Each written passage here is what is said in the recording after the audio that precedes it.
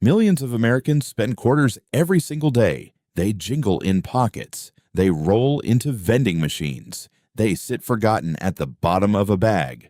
Most are worth exactly 25 cents, but not all of them. A small number of these ordinary-looking coins have sold for hundreds of dollars, some for thousands. A handful of exceptional, well-documented examples have brought in life-changing sums at auction. Here's the part that surprises almost everyone. You cannot tell which quarter is valuable just by looking at it. The difference between 25 cents and a small fortune can come down to one letter, the size of a grain of rice. A date that looks completely normal, a strike imperfection most people would assume is just damage. Somewhere out there right now, a quarter like that is sitting in a cash register, or a parking meter, or someone's loose change, and it's about to get spent again by someone who has no idea what they're holding. By the end of this, you won't be that person. Let's start with the one that started it all. In 1932, the Washington quarter was struck for the very first time. Philadelphia produced plenty that year. Denver and San Francisco did not. Far fewer coins came out of those two mints, and decades later, that tiny production gap turned into one of the most recognized rarities in the entire series. Today, a 1932D or a 1932 S quarter, even in worn, circulated condition, sells for well above face value. In higher grades, the gap widens dramatically. One date, two letters, a completely different coin. So why does this happen? Why does one quarter become a hunted treasure while a million identical-looking ones stay worth 25 cents? It comes down to 7 things, and once you know them, you'll never look at change the same way again. The first is rarity. Some years, the mint struck billions of quarters. Other years, especially during the Great Depression, production collapsed. Fewer coins made means fewer coins left today. The second is the mint mark, that tiny letter near the date. A D for Denver, an S for San Francisco. No letter at all usually means Philadelphia. It's smaller than a fingernail clipping, and it can completely change what a coin is worth. The third is condition. Coins are graded on how close they remain to the moment they were struck. A coin that's circulated for 60 years picks up scratches, wear, 1,000 tiny hands. A coin that somehow escaped all of that stays frozen in time. Same date, same design, completely different value. The fourth is grading itself. Professional services examine a coin under magnification, confirm it's real, and seal it with an official numerical score. Until that happens, even a genuinely rare coin is just somebody's opinion. The fifth is mint errors. Sometimes the process itself breaks. A die cracks. A blank shifts off center. A coin gets stamped on the wrong piece of metal entirely. These were never supposed to leave the building. A few always do. The sixth is historical significance. Certain years are tied to moments in American history, and that story pulls in demand beyond simple scarcity. And the seventh, the one people forget, is collector demand itself. It shifts. The coins everyone wants today aren't always the ones everyone wanted 10 years ago. 7 invisible forces, all hiding inside a coin you've probably touched this week. Now here's where it gets dangerous, because the mistakes people make with these coins aren't small, they're permanent. The biggest one is cleaning a coin. It feels instinctive. You find a dull, old quarter, and your first thought is to polish it back to life. Don't. Cleaning strips away the coin's original surface. Collectors call it luster, and once it's gone forever. A coin that could have been worth real money in its untouched state can become almost worthless the second it shows polish marks under a loupe. Professional graders spot it instantly. No exceptions. The second mistake is skipping the mint mark entirely. People see an old date and assume that's the whole story. It isn't. The third mistake is assuming old automatically means valuable. Plenty of quarters from the early 1900s exist by the millions and are still worth exactly 25 cents today. The fourth mistake involves the most famous quarter most people own and ignore, the Bicentennial quarter of 1976. Billions were struck for America's 200th birthday. Almost all of them are common, but a small portion were struck in 40% silver, sold directly by the mint in special collector sets, never meant for circulation. Different tone, different weight, different coin entirely. Most people will never know the difference. You're about to. The fifth mistake is the one that hurts the most: spending an error coin without realizing it. Someone finds a quarter that looks slightly off, assumes it's damaged, uses it to buy coffee. That coin is gone, forever, back into circulation, never to be seen again. Think about that for a second. Somebody, somewhere, may have already paid for a cup of coffee with a coin worth hundreds of dollars and never knew it. Let's go back to 1965, because this year hides one of the strangest accidents in American minting history. This was the year the country stopped striking quarters in 90% silver and switched to the copper-nickel coins we use today. During that changeover, a small number of quarters were accidentally struck on leftover silver blanks from the year before. They look almost identical to a normal 1965 quarter. Almost. These transitional errors are extraordinarily rare, extensively studied, and the kind of discovery that turns a casual coin checker into a lifelong collector the moment they understand what they're holding.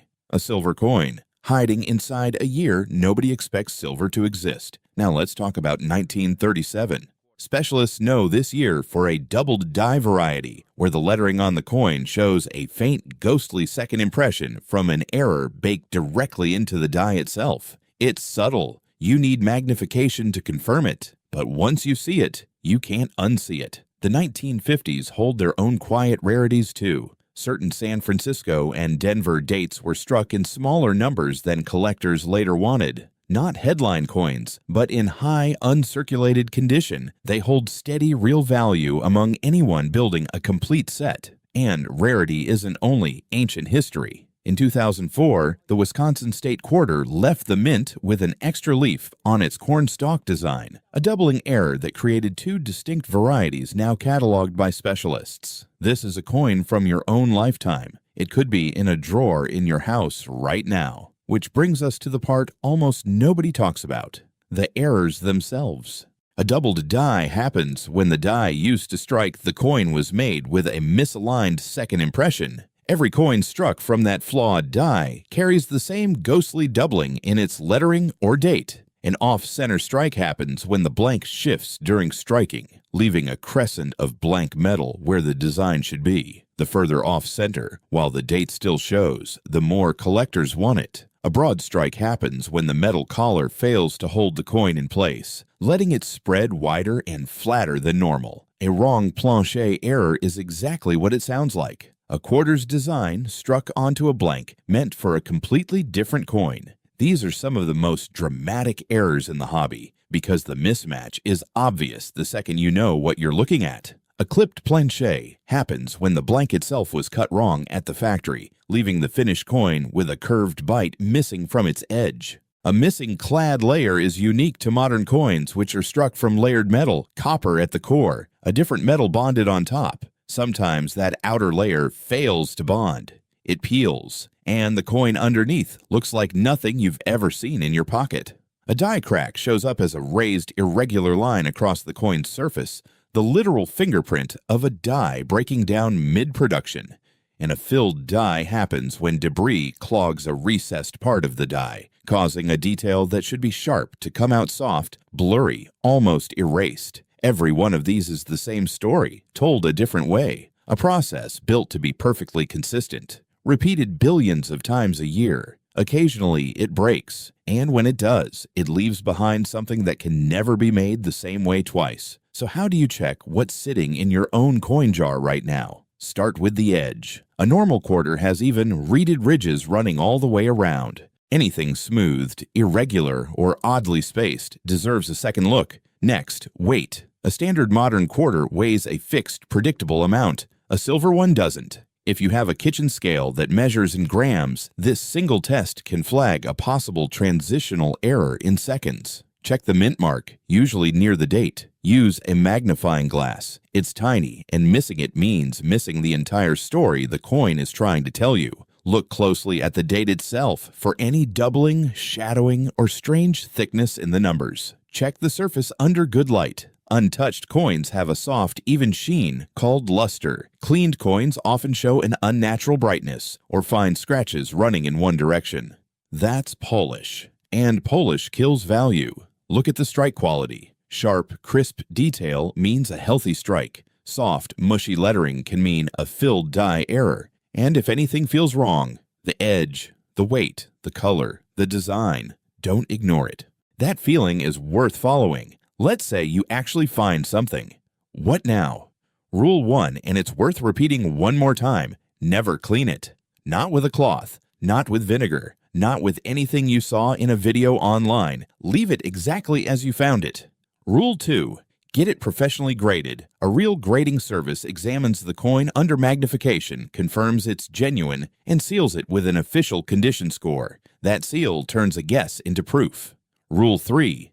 Get it authenticated, especially for older or potentially high-value dates. Counterfeits and altered coins do exist in this hobby, and the only way to be certain is through someone trained to spot them. From there, you have options. A local coin dealer can give you a fast read on whether the coin is worth pursuing further. A specialized auction house can put a confirmed rarity in front of serious competing collectors. Online marketplaces offer reach, but carry more risk without authentication already in hand. Whatever you choose, protect the coin while you wait. Keep it in a soft holder. Avoid touching the surface with bare fingers. Keep it away from heat, humidity, and anything that could alter it before an expert ever sees it.